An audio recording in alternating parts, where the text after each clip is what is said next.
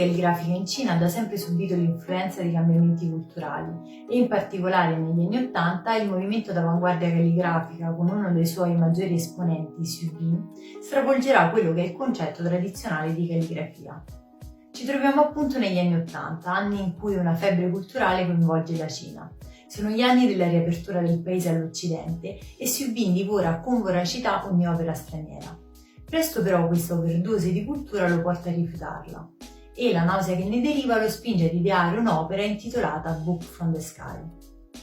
Quest'opera consiste in un linguaggio insignificante, 4.000 caratteri inventati ex novo, intagliati su blocchi di legno e stampati su fogli di carta, supporti questi piuttosto tradizionali.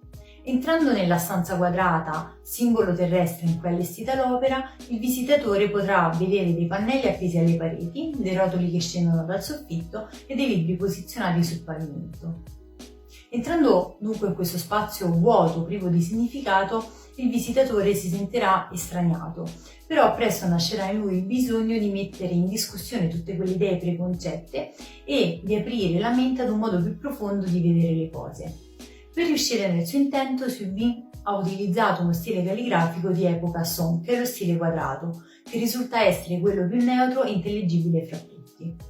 L'opera ha suscitato differenti reazioni. Il pubblico occidentale, entrando nella stanza, sa già in partenza di non essere in grado né di leggere né di comprendere quei caratteri e quindi si limiterà ad ammirare la bellezza dell'opera.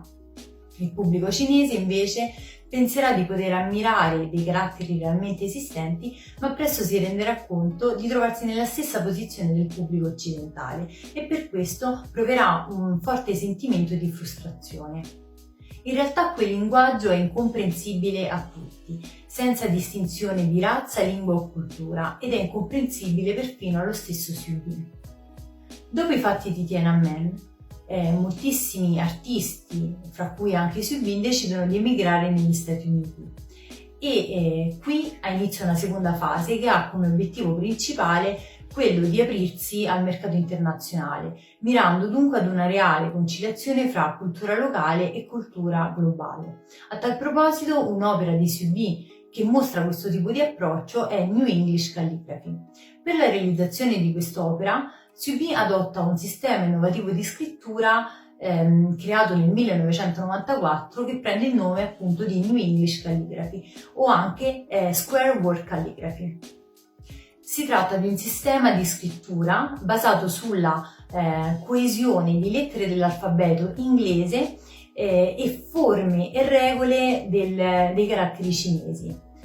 Quindi Xu Bin non fa altro che incastonare fra di loro delle lettere dell'alfabeto inglese andando così a formare dei caratteri cinesi. Xu Bin pubblicherà anche il New English Calligraphy Exercise Book, ovvero un libro nel quale vengono spiegate le regole calligrafiche, l'ordine che deve essere seguito per scrivere quei caratteri e infine metterà a disposizione degli esercizi con cui allenarsi, proprio come si fa con i veri e propri caratteri cinesi.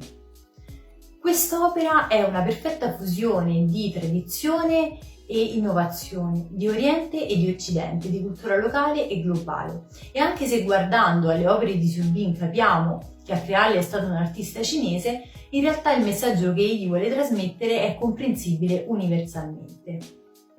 In questa nostra riflessione sul linguaggio merita un particolare attenzione anche un'altra opera di Xu Bin chiamata Book from the Ground, che però si discosta dall'ambito propriamente detto calligrafico. Questo progetto, iniziato nel 2003, ha come scopo la creazione di un linguaggio universale che chiunque sia immerso nella vita moderna è in grado di leggere e di comprendere. Quest'opera consiste in un romanzo composto da 112 pagine suddivise in 24 capitoli che raccontano la giornata di un semplice impiegato di nome Mr. Black. Per realizzare l'opera ci sono voluti quasi 10 anni, durante i quali Xu Bin ha raccolto icone e simboli che trovava raffigurati per esempio sui manuali di sicurezza che aveva davanti a sé ogni qualvolta viaggiava in aereo, segnali stradali o emoticons che ogni giorno siamo abituati ad utilizzare tramite i social network.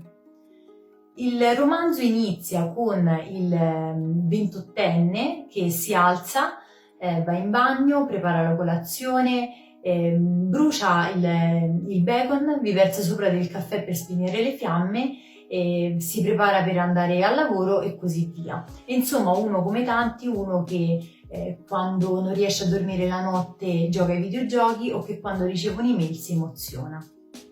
Quest'opera può ricordare le origini della scrittura pittografica cinese, ma al contrario di questa, le icone utilizzate da Xu Bin si situano perfettamente nel contesto culturale in cui viviamo e permettono una comprensione interlinguistica.